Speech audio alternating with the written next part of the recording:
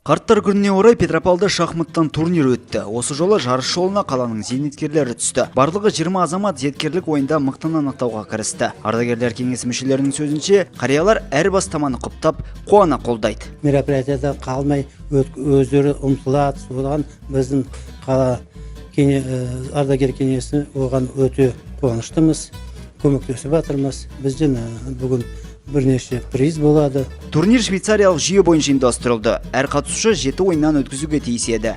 Әнуарбек Қазбеков үшін мұндай жарыс таңсық емес. Өткен жылы қария жүлделі орынға ілікпеді.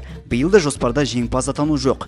Зейнеткер үшін ең бастысы уақытты қызықты өткізу. Шахматқа клубына жиі келем.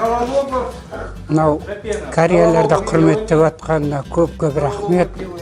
Ылғи да жылда осындай қариялардың жарысына қатынасып тұрам. Ылғи да бір чемпион болмасам да сол ортасында жүрем. Бұл турнирде де жеңімпаздар мен жеңілгендер болды. Жүлделі атанғандарға грамота, кубоктар мен бағалы сыйлықтар қарастырылды.